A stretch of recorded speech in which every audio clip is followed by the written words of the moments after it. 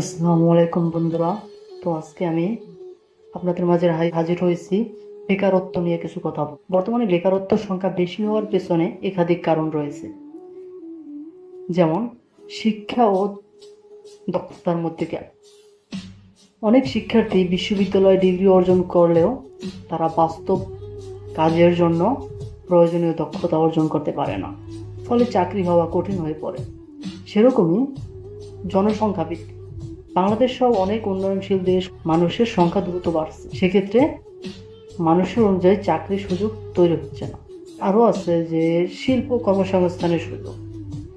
দেশে এখনো পর্যাপ্ত শিল্প প্রতিষ্ঠান রয়েছে, কিন্তু প্রযুক্তি উদ্যোগ, ব্যবহৃত কর্মসংস্থান প্রকল্পের অভাব রয়েছে। অনেক সময় বিনিয়োগকারীরা পর্যাপ্ত সুযোগ বা সহায়তা করে না, এর পিছনে উদ্যোগ নিতে চায় না কেউ।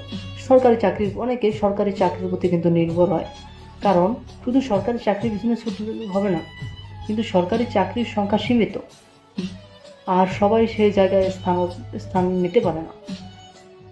আবার অনেকে আমরা ভাবি যে সরকারি চাকরিতে টাকা লাগে, এটা লাগে। এখন আপনার যদি ঠিকমতো যোগ্যতা না থাকে, সেক্ষেত্রে আপনাকে কিসে তারা সিলেক্ট করবে না।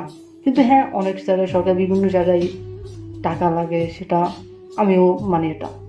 তারপর আমাদের আরেকটা আছে প্রযুক্তির পরিবর্তন। অনেক প্রতিষ্ঠান এখনো অটোমেশন বা প্রযুক্তি ব্যবহার করে কাজ করছে, ফলে এখনো চাকরির হ্রাস পাচ্ছে, মানে চাকরির সংখ্যা খুব কম হচ্ছে। যে কারণ তারা বিভিন্ন নিত্য নতুন প্রযুক্তি নিয়ে কাজ করলে যেমন বেকারত্ব কমে যাচ্ছে। যেমন আমি একটা উদাহরণ দিই, বর্তমানে আর্টিফিশিয়াল ইন্টেলিজেন্স কিন্তু খুব দ্রুত গতিতে বৃদ্ধি পাচ্ছে, যার কারণে আমাদের অনেকে, যেমন আগে এক সময় গ্রাফিক ডিজাইনের খুব চাহিদা ছিল, যা এখন বর্তমানে নাই। এরকমই প্রযুক্তি উন্নয়নের ক্ষেত্রে আমাদের এটা হয়ে যাচ্ছে। তারপর আছে উদ্যোক্তা না হয়ে চাকরির দিকে ঝুঁকে।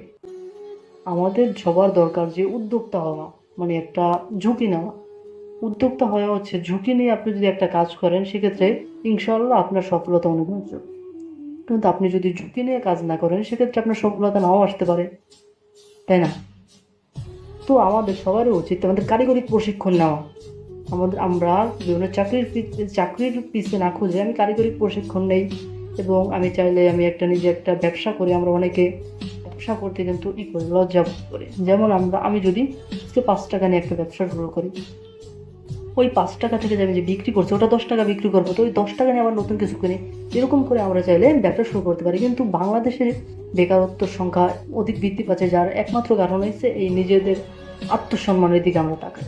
হ্যাঁ, আত্মসম্মান আমারও আছে, আপনার সবার আছে, কিন্তু আপনি দেখেন যেই মানে একটা ঝুঁকি নিয়েছে অথবা নিজের আত্মসম্মানের দিকে না তাকিয়ে সামনের দিকে এগিয়ে এসে, সেই সাফল্য পেয়েছে।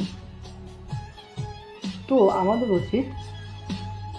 উচিত হচ্ছে উদ্যোক্তা হওয়া, মানে আমাদের কোনো জিনিস একটা ঝুঁকি নেওয়া। যেমন আমি যেই জিনিসটা আমি ভালো পারি, হ্যাঁ, আপনার মাঝে যে কোনো একটা গুণ তো অবশ্যই আছে।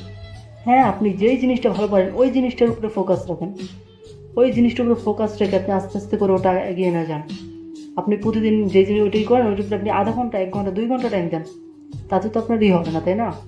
আপনি যেমন চাকরির পিছিয়ে খুঁজতেছেন 10 দিন, 1 মাস, 2 মাস, 5 মাস, 6 মাস, 1 বছর, এর ভিতরে আমি চাকরি পাচ্ছি না। কিন্তু আমি যদি যেই জিনিসটা আমি পারি, যে জিনিসটা আমার দক্ষ আছে, ওই জিনিসটার উপর আমি স্কিল অর্জন করি, সেক্ষেত্রে দেখবেন আমাদের নিজস্ব চাকরি করতে হবে কেন, আমিও 2জন লোক খাটাবো।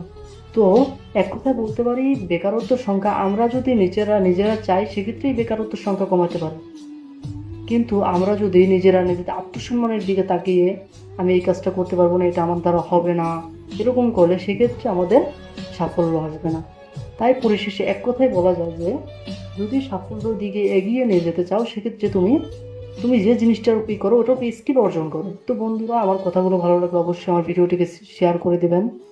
ভিডিওতে যদি কোনো ভুল কিছু করে থাকি, ক্ষমা দৃষ্টিতে দেখবেন। ধন্যবাদ।